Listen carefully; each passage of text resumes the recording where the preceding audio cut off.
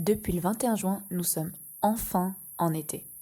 La lumière, les journées qui se rallongent et la température qui augmente.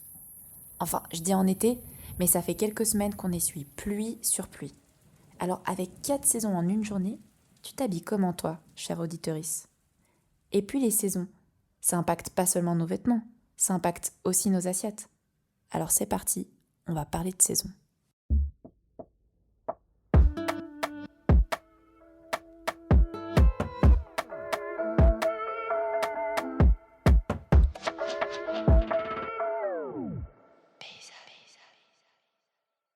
Ok, c'est parti, c'est l'heure de paysanne, on est mercredi. Pour nous c'est lundi, mais on enregistre. Et déjà, avant de commencer, comment ça va? Fatiguée. Ouais, Fatiguée, hein, parce Ouais, que ouais. toi, genre, tu viens de terminer tes examens. exact, ouais. Et toi, Emma, t'en es où là? J'ai fini mon 6e semestre qui était assez haut en couleur parce qu'on devait rendre plein de projets. Et en parallèle, je travaille et j'ai encore mon travail de bachelor qui demande beaucoup d'implication.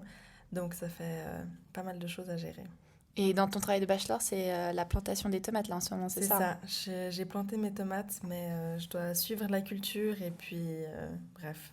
Tu peux nous rappeler déjà, parce que je sais que tu m'as dit, mais t'en as planté combien de tomates? Ah, 150. Je trouve ça fou. Non, mais la plantation, c'était une chose, mais j'ai surtout, avec Quentin Big Up, fait une installation, enfin une structure en fait pour tutorer les tomates, parce qu'elles sont en pleine terre, il n'y a pas de tunnel ou quoi, et peut-être que vous aurez une photo en story, qui sait. Et peut-être que tu vas pouvoir nous en parler parce qu'on va aborder un thème qui risque C'est vrai. de parler de tout ça.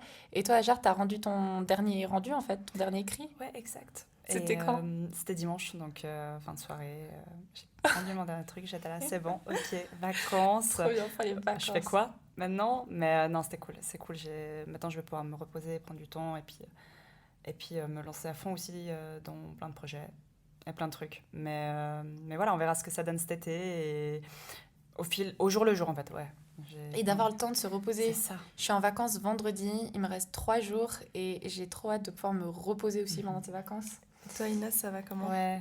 Moi ça va, on est un peu dans le même mood, je suis aussi fatiguée, trop fatiguée, j'ai hâte d'être à vendredi et en même temps j'ai envie de me délecter de ces 3 derniers jours parce qu'en fait j'enseigne en primaire et j'ai une classe de première enfantine pour ceux de l'époque parce qu'il y a déjà un gap générationnel et donc là maintenant on appelle ça la 1P. Et du coup, j'ai une classe de 1P que je vais quitter l'année prochaine. Du coup, je me délecte parce que je les aime trop. Et voilà, j'ai lâché mes premières larmes vendredi quand je me suis rendu compte que je n'allais pas les avoir l'année prochaine. C'est fou parce que tu mets tellement d'énergie, ça te fatigue, mais en même temps, ça te nourrit trop aussi. Donc voilà. Et d'ailleurs, avec mes élèves, on a fait pousser des plantes de patates douces et noyaux d'avocat. Et je vous remercie les deux parce qu'on m'avait pas mal coaché. On a appris plein de choses, pas que les élèves, moi aussi. Et c'était trop chouette. On a fait un petit labbook et tout. D'ailleurs, je pourrais mettre tout ça sur les réseaux parce que c'est super chouette à faire en famille, en amis et tout, etc. À offrir aussi, c'est trop beau. C'est justement notre graphiste qui l'a aussi illustré, Charlotte. Merci. Et ouais, je pourrais mettre tout ça sur les réseaux. Et d'ailleurs, c'est notre tout premier épisode depuis la mise en ligne de nos épisodes. En fait, c'est la première fois qu'on enregistre depuis la mise en ligne des épisodes. C'est vrai. Ouais, Ça vous fait ouais. quoi? C'est bizarre. Maintenant, on c'est- s'imagine un peu plus qui est-ce qui nous écoute et C'est qui est-ce ça. qui nous entend parce qu'on a eu beaucoup de retours. Et du Et on coup, vous je pense remercie. à tous ces gens quand je parle. Il y a zéro pression, du tout, du tout, du tout. Oui, il y a eu beaucoup de retours. Il y a eu beaucoup de retours. Peut-être qu'on fera une fois un épisode un peu pour raconter tout ça, mais c'est ouf, il y a eu beaucoup de retours. Et là, c'est parti du coup pour un enregistrement où post ces retours. Donc c'est parti. Aujourd'hui, on va parler des cycles, des saisons. Vous êtes chaudes? C'est bon? Super chaude. Alors, on va commencer cet épisode, mais première question, c'est quoi une saison? Grande question.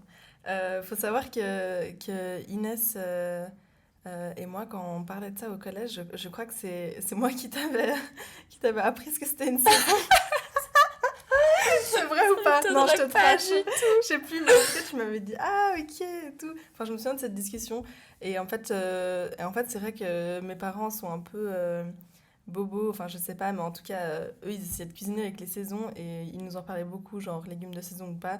Je pense que c'est aussi ça qui a amené ma curiosité. Et du coup, une saison, vous savez tous, on voit les petits pictogrammes automne, hiver, été, printemps. Et ça prend tout un autre sens dans le domaine agricole parce que du coup, c'est avec ces saisons qu'on doit faire au quotidien pour cultiver. Une saison, c'est des températures, c'est des aléas météorologiques, etc. Là, on est fin du printemps. Et du coup, c'est assez chouette. Il y a plein de choses à manger. Il y a les fraises qui sont sorties, il y a les cerises, il y aura bientôt les abricots. C'est un peu difficile, je crois, parce que cette année, il y a eu vraiment du mauvais temps, par exemple en mai, tout le mois de mai, on se souvient. Du coup, il y a eu beaucoup de pertes, je crois, aussi au niveau du gel pour les arboriculteurs et les viticulteurs. Et quand il pleut, en fait, toute une saison où il est censé faire un peu plus beau, c'est compliqué pour planter, notamment. Mais on en parlera peut-être une fois. Donc voilà, une saison, c'est... voilà. Ouais, justement, c'est trop drôle parce qu'avec ma classe, on était censé partir en course d'école cueillir des fraises à la fraisière à Mérin. Et justement, j'avais le gars au téléphone qui me disait que c'était un peu compliqué cette année, que le temps n'avait pas été hyper cool pour favoriser la cueillette. Du coup, ça s'est pas fait en fait aussi à cause de la pluie là ces derniers temps. Et puis c'est trop drôle parce que tu parlais des pictogrammes de saison et c'est aussi exactement ce que je suis en train de faire avec mes élèves. C'était leur dossier d'évaluation du troisième trimestre. Donc tu sais, t'as l'arbre là en été, le même arbre au printemps, Ouais. automne, hiver, Ouais. et ils doivent reconnaître la saison. Et donc reconnaître, voilà, là il y a les fleurs, c'est le printemps, etc. Mais moi je me demandais, dans l'agriculture, est-ce que la terre, elle change selon les saisons? Est-ce que tu as vraiment genre la terre d'hiver ou bien la terre d'été? C'est plus la température qui change. Ouais. Et du coup, par conséquent, les températures qui changent, donc tout le système, la vie aussi qui est à l'intérieur du sol, qui reprend ou qui vit en fonction aussi de cette température. Mais du coup, la terre, ce qu'elle contient la terre, elle change pas. Pas forcément. Après, c'est vrai que il me semble que l'automne, la matière organique se minéralise. Mais ça, c'est... je sais C'est pas. encore l'étape Ouais, suivante. voilà. Ok. Mais c'est surtout que, par exemple, on va pas planter trop tôt le printemps pour pas planter dans une terre qui est pas encore assez réchauffée et qui supporterait pas des gels dans les grandes lignes. Donc, Mais par exemple, pourquoi on pourrait pas planter des tomates en hiver? déjà, la terre, Cultiver des tomates est en hiver. super froide. Et en plus, en fait, l'hiver, il y a des températures qui sont bien au-dessous de 0 degré, que ce soit la journée ou la nuit. Et les tomates, c'est des fruits, enfin botaniquement des fruits, mais qu'on consomme comme des légumes, qui viennent pas de nos climats, qui viennent d'Amérique du Sud. On fera un épisode sur l'origine de ce qu'on mange, mais du coup, c'est en fait des plantes qui survivent pas à des températures au-dessous de 10 degrés. Et c'est pour ça qu'on est obligé de les planter une fois le printemps. Et même, enfin, on dit une fois que les sangs de glace sont passés, c'est-à-dire à la mi-mai. Mais cette année, ça a été un poil plus tard parce que c'est vrai qu'il faisait encore des températures au-dessous de 10 degrés la nuit, même après mi-mai. Mais du coup, en agriculture, tu as aussi 4 saisons? Printemps, été, automne, hiver? Je Dans nos dirais- régions occidentales Je ici? dirais qu'il y a la saison haute, on appelle ça comme ça, printemps-été, et la saison basse, automne-hiver. Donc Donc, c'est plutôt séparé en deux. ouais, deux Ouais, saisons avec haute et basse, comme tu disais. voilà. Et du coup, pourquoi, vu que tu disais on peut pas forcément cultiver des tomates pour toutes les raisons que tu as expliquées en hiver, pourquoi on pourrait pas faire plus de serre et puis cultiver nos tomates du coup sous serre? Parce que justement, toi tu parlais que tes parents, ben voilà, ils essayaient de faire attention, de consommer les fruits et légumes de saison. Et du coup, moi tu m'avais appris ça, telle une bonne élève, je suis rentrée à la maison, j'ai répété la même chose à mes parents. Et mon père, qui est biochimiste, papa je t'aime, mais ça va être la seconde où je vais révéler la vérité. Je lui avais dit, mais papa, en fait, faut pas acheter de tomates, faut pas faire ta tomate mozza en février, faut qu'on attende la saison et tout, etc. Il me disait, mais non, mais c'est tout bon, c'est bio, c'est sous serre, ça va, ça fonctionne. Et biochimiste, il a fait ses études, mais il savait pas du tout qu'en fait, non, c'était pas bon et que c'est pas comme ça que ça fonctionne. Donc pourquoi on ferait pas plus de serre? Si tu devais expliquer là, mon père, comment tu pourrais lui expliquer que non, en fait, non, c'est pas. En fait, le truc, c'est qu'avec l'industrialisation de l'agriculture, on a voulu aussi contrôler, et c'était plus facile aussi avec les serres. Donc on a vraiment installé en fait un système En agriculture, il y a un peu 3 types, mais c'est plus pour les fruits et légumes que les céréales ou autres, hein. Mais du coup, il y a le pleine terre, donc les plantes directement en pleine terre et qui subissent les aléas du cycle naturel. On a les tunnels pour avancer en fait les saisons, mais c'est des tunnels en fait qui sont ouverts, enfin c'est souvent plastique, donc c'est pas du verre. Et donc on a les serres, et les serres, ben, soit on va planter à l'intérieur des légumes en pleine terre, ou soit on va utiliser en fait le hors-sol. Donc on va totalement en fait sortir du sol et on va créer en fait un nouveau système qui fait que nos plantes poussent, mais en dehors d'un sol en fait. Et tout ça, en fait, ce système de serre, le grand problème, c'est que c'est un peu un gouffre énergétique, déjà d'une part, parce que il faut constamment chauffer et constamment mettre de la lumière, parce que en février, le temps de... Ce qu'il faut savoir, c'est que les plantes, elles vivent aussi par rapport au temps de soleil par jour, en fait. Et les jours sont courts en hiver. Donc, c'est pas naturel. Donc, on est obligé de prolonger, en fait, la lumière. Si vous passez, en fait, vers Aigle, vous voyez, on peut le voir, en fait, le soir, en début de soirée, dans le ciel, en fait, on voit une énorme tache jaune. En fait, c'est les serres de cette région. Mais en fait, de loin, on voit pas, on comprend pas pourquoi il y a une énorme tache jaune dans le ciel avec les nuages. On a l'impression que c'est un peu apocalyptique. Mais en fait, c'est vraiment les serres. Et c'est pour montrer, en fait, toute cette consistance qu'il y a besoin. Puis, il y a besoin d'engrais, il y a besoin, si c'est du hors-sol. Ce qu'il faut aussi savoir, c'est que le substrat, en fait, donc on appelle ça un substrat, c'est l'autre chose, en fait, que le sol. Il est souvent fait, en fait, avec des matières qui doivent être inertes. Inerte, ça veut dire qu'ils ne vivent pas. Donc, de la fibre de coco qui vient de l'étranger, ou de la laine de roche, ou d'autres fibres, en fait, pour faire qu'il n'y ait pas de maladie, qu'il n'y ait pas de vie, en fait, et puis que nous-mêmes, on puisse insérer, en fait, tout le système dont les plantes ont besoin pour se nourrir, donc les engrais. Et vraiment, c'est un système totalement mécanisé, en fait, de l'agriculture. Donc, en soi, effectivement, maintenant, l'être humain est capable de faire pousser des tomates en plein hiver, mais dans quel contexte, et tout l'aspect qu'il y a derrière. Et c'est aussi pour ça que, non, on ne peut pas... Déjà, ça me demande de la place, c'est serre aussi. Et c'est des systèmes qui sont... c'est plus de l'agriculture. C'est pas les champs qu'on voit dans les images agricoles qu'on passe. Quand on passe à côté des serres, c'est que du béton et des vitres. Et des feuillages, oui, mais le moins possible, avec le plus de fruits possible, parce qu'il faut être le plus rentable possible. Et c'est un autre aspect, une autre vision de l'agriculture. Merci, je te remercie, je vais t'enregistrer, je vais donner ça comme réponse à mes parents, c'est bon. Là, c'est tout. Ils écoutent les paysannes. Voilà, grave. Mais en plus, si je peux rebondir là-dessus, ce que Hajar elle m'avait très bien dit une fois, c'est cet esprit de domination et de contrôle de la nature qui est quand même très moderne, enfin qui a toujours été dans notre société, mais qui est vraiment exacerbé aujourd'hui. Et en fait, c'est vraiment ça. Et ce que j'avais dit la première fois qu'on avait enregistré cet épisode, parce qu'il faut savoir que... On les réenregistre. On les réenregistre parce qu'on veut toujours faire mieux. 5 fois. Et j'avais dit, en fait, on joue à Dieu. Et que dans toute l'histoire de l'humanité, à chaque fois que les humains jouent à Dieu, ils se font recaler en général. Donc je sais pas quand est-ce qu'on va se faire recaler. Enfin, on se fait déjà un peu recaler, mais en fait, c'est assez vertigineux. Au-delà de l'aspect technique qui est quand même assez incroyable quand on y pense, de faire pousser des tomates en hiver, on est là genre putain bravo, chapeau quand même, mais quand on y pense un peu c'est assez vertigineux et c'est quand même c'est très très un contrôle freak en fait, je trouve.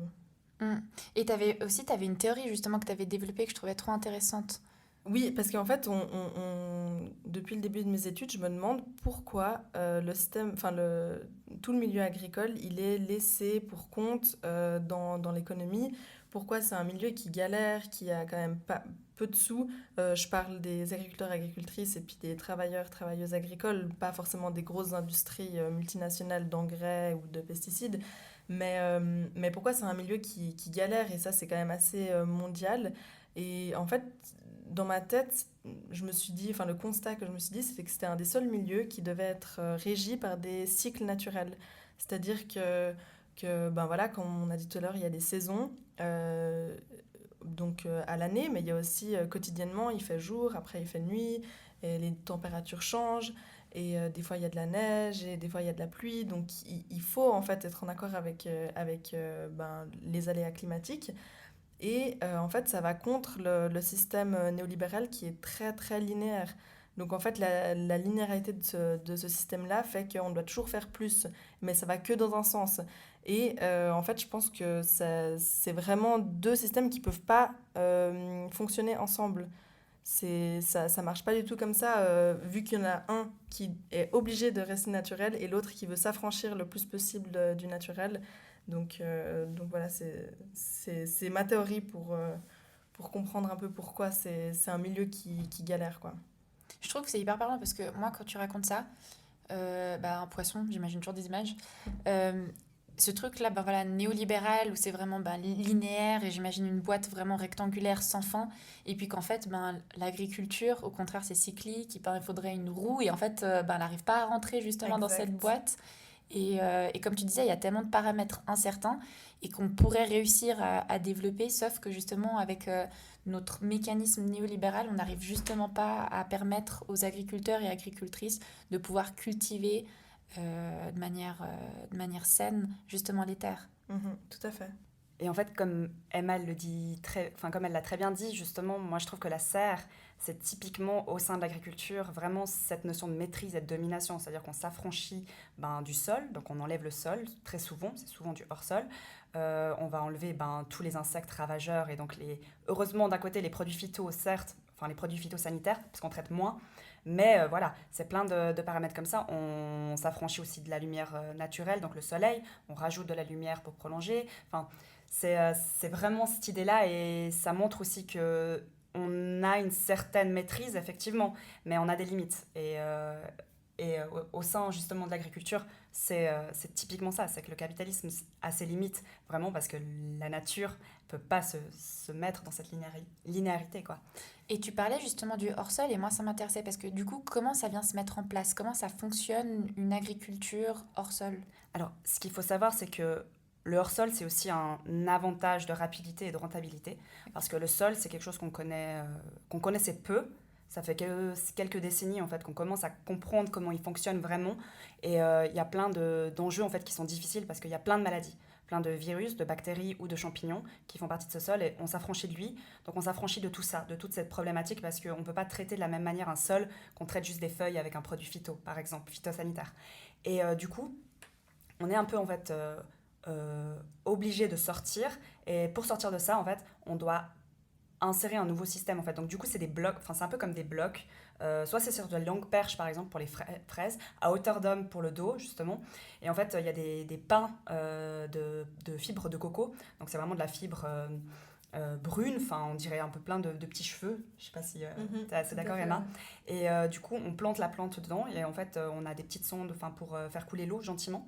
Et les engrais qui s'écoulent lentement en fait et puis qui sont contrôlés en fonction de l'heure parce qu'il y a un minuteur, il y a tout qui est contrôlé, la température et tout est fait par électronique actuellement. C'était un peu moins le cas dans les années 2000 mais maintenant c'est vraiment très numérisé et du coup c'est vraiment un petit laboratoire, on va dire ça comme ça. Et c'est assez impressionnant. Puis si c'est pas de la fibre de coco ou alors c'est de la laine de roche, enfin ou d'autres qui sont de la laine de verre je voulais dire, ou d'autres. Enfin, de laine de roche, je crois, laine de roche, hein. Pas laine de verre, non, ça c'est pour l'isolation des bâtiments. Laine de roche, et du coup, où là on met aussi en fait de l'eau et des engrais synthétiques, bien sûr, parce que c'est difficile de mettre des engrais naturels dans ce système. C'est pour ça que le hors-sol n'est jamais bio, si jamais, en Europe et en Suisse. Ok, donc quand on sait qu'on a affaire à un fruit ou un légume, les légumes aussi peuvent être faits hors sol. Oui, les concombres, les courgettes, les aubergines, les tomates. Donc ce sera jamais bio. Si c'est en hors-sol, c'est jamais bio, ouais. Et c'est aussi sous serre. Le hors-sol, c'est sous serre, effectivement. Il y aurait pas vraiment d'avantage de faire du hors-sol productif, enfin dans le système industriel, je dis bien, hein, en dehors, de la serre. Parce que sinon, ce serait effectivement pour des petites plantes ou les jardins. Par exemple, les jardins urbains, c'est un peu du hors-sol parce que c'est du sol qu'on sort et qu'on met dans des bacs. Vous voyez un peu ce que je veux dire. Mais quand je parle de hors-sol, là, je parle vraiment de l'industriel, dans les serres, dans le but c'est vraiment de du rentabilité, quoi. béton et on marche vraiment sur du béton. Puis il y a C'est ça. puis en fait, vu que c'est une serre, donc ça veut dire qu'il y a un plafond, il y a des trucs qui sont suspendus pour pouvoir mettre, comme disait Ajar, à hauteur d'homme les tomates, etc., qui vont monter en fait comme des lianes jusqu'à tout en haut presque. Purée, c'est tellement fou parce que j'imagine les gens qui récupèrent, qui cueillent leurs fruits, les légumes comme ça à hauteur, comme tu disais là, à hauteur d'homme, de personnes. Et en fait, moi, je m'imagine en classe quand on parle d'agriculture avec les enfants et on parle pas du tout de cette Ouais, image-là. C'est ouais. vraiment un truc hyper bucolique. C'est Mhm. vraiment les champs, on se promène, on ramasse Mais les ouais, en pommes, fait, il y a très etc. peu de personnes qui ont accès à ces images de hors-sol. Nous, on a eu accès parce qu'on a fait des visites dans le cadre de nos études. Mais par exemple, l'école à la ferme, qui est une manière pour les enfants de s'approcher un peu de l'agriculture, bah, c'est toujours dans des petites structures qui Mm. sont pleines terre. Et en fait, ça renvoie une image très bucolique qui représente une toute petite partie du monde agricole ou Ouais, de puis la c'est production. saturé parce qu'à Genève, je voulais emmener justement ma classe avoir accès à tout ça, puis j'avais demandé à Budé et ils étaient archi pleins déjà, Mhm, archi pleins. mhm. Du Il y coup, a une ouais, il y a demande pas, en tout ouais, cas. il y a Ouais. une grosse demande, mais ouais, il n'y a pas encore accès, ouais. Et comme on disait, on est à 3 jours des vacances de l'école primaire. Et j'ai une question parce que depuis petite, les vacances d'octobre, on les appelle aussi les vacances de patates. Et chez nous, avec ma mère, c'était toujours le gros point d'interrogation. Pourquoi on appelle ça les vacances de patates? Du coup, ma mère, les premières années, elle nous cuisinait pas mal de trucs à base de patates parce qu'elle se disait, ok, tu Bah, elle vois, est trop forte. voilà, Elle a tout on va compris. montrer aux gens que, ok. Mais du coup, ouais, pourquoi on appelle ça les vacances de patates? Bah, en fait, culturellement, les vacances ont été mises à des moments stratégiques dans l'agriculture parce qu'en fait, les enfants, qui étaient aussi de la main-d'œuvre agricole, devaient aider leurs parents au champ.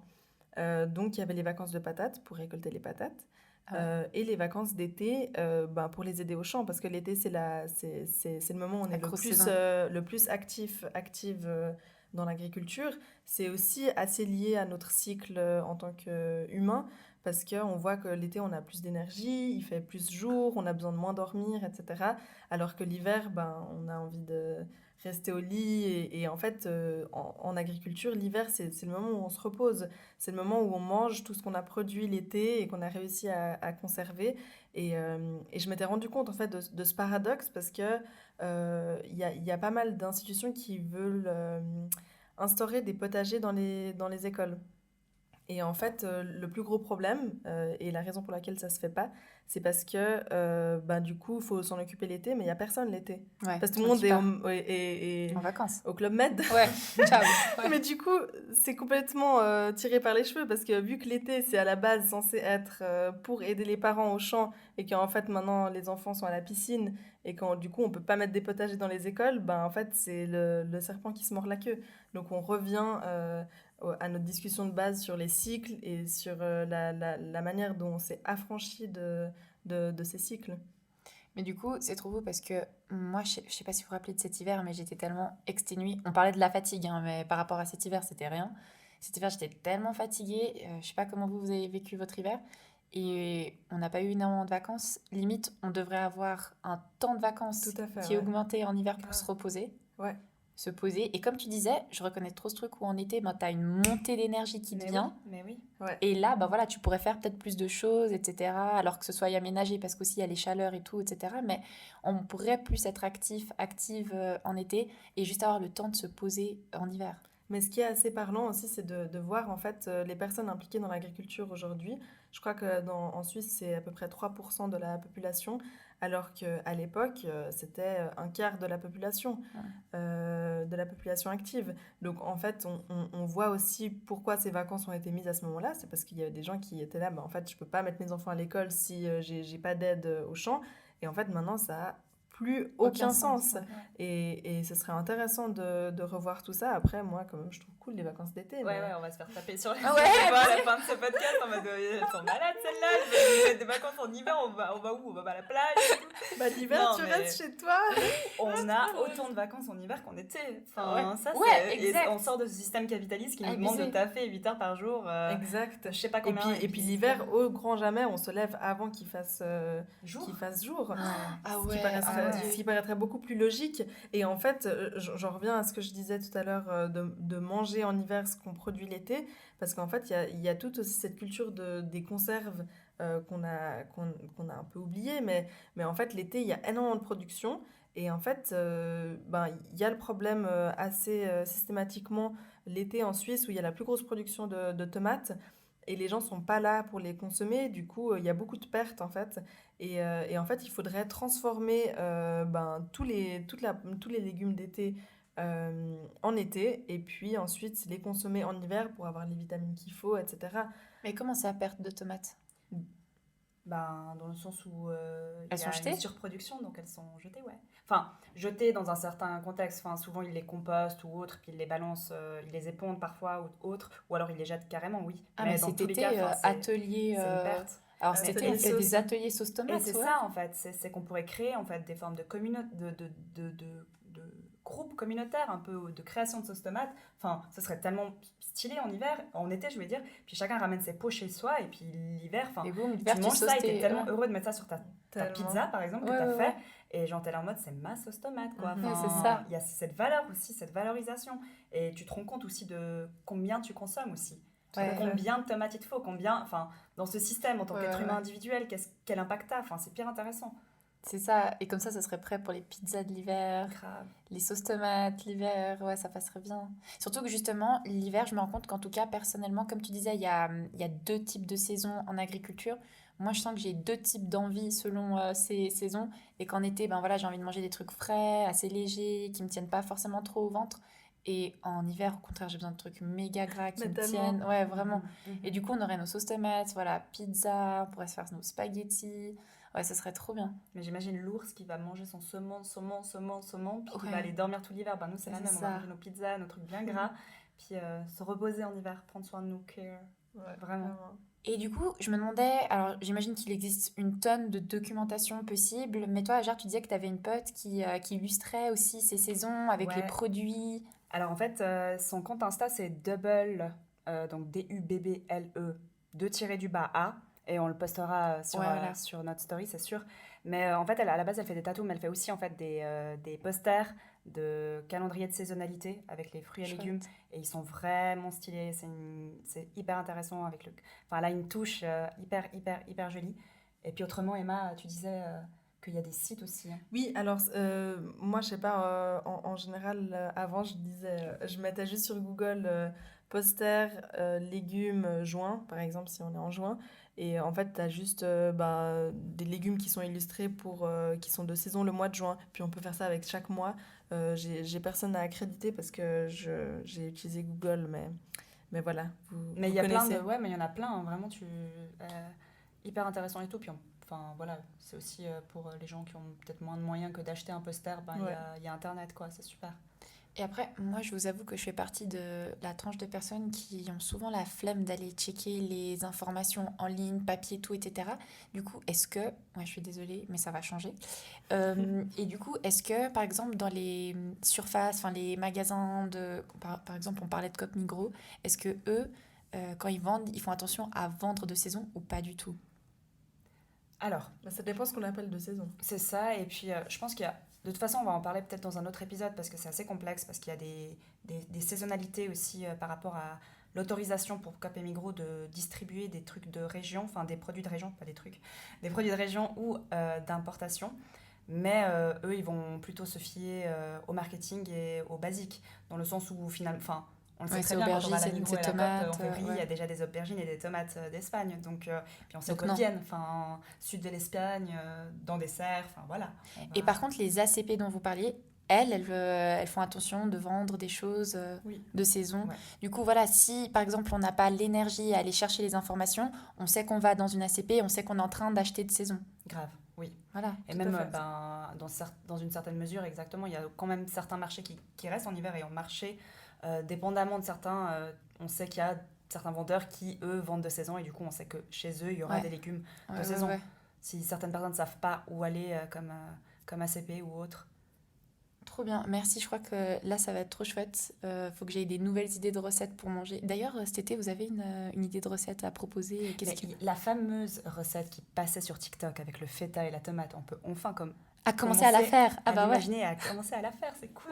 Je connais pas TikTok, je suis une boomer. Non mais en gros c'est juste une vidéo qui tournait avec des pâtes et puis Ouais. des cubes de feta, des tomates cerises. Et Ajar, toute l'année, des elle disait épices. c'est pas le moment. Ouais, c'est pas ça, le parce moment. qu'elle a c'est fait pas la vraiment un saison. buzz en mars et du coup tout le monde a dit je vais le faire et je voyais tout le monde aller acheter des tomates cerises Aïe. immondes. Puis après, ils étaient « Ah, c'est pas très bon ». J'étais « Mais en même temps, vos tomates, elles sont immondes. » Donc, Alors, t'es quoi. pas Il serre les dents.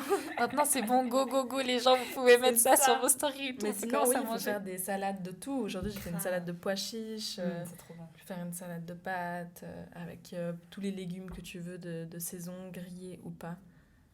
Des choses comme ça. Oh yes. Ouais, mais c'est J'ai la bonne trop hâte de période, manger. là. Donc, bon appétit. Bon appétit. Et puis, avant qu'on se quitte, j'avais justement une personne qui nous demandait, alors c'est Emma qui s'en occupe, est-ce que Apple Podcast, c'est réglé parce qu'on a... Ma parole, Mazette. Ouais, on avait... J'ai eu des gros problèmes. D'ailleurs, Apple, c'est vraiment nul, hein, sur toute la ligne. c'est dit. Non, mais parce que je sais pas pourquoi ils n'arrivent pas à authentifier notre compte. Et j'ai une dame au téléphone qui m'a renvoyé vers un autre mail, qui m'a renvoyé vers le même numéro que j'avais appelé. Et du coup, c'est un peu compliqué, mais maintenant que j'ai un peu plus de temps cet été, je vais régler ce problème. En tout cas, chers auditeurs, vous pouvez toujours nous trouver sur Spotify, Deezer, YouTube, voilà, il y a de quoi faire. Nous, on vous retrouve dans 2 semaines. On vous souhaite un bon appétit et à la prochaine. Au revoir. À bientôt.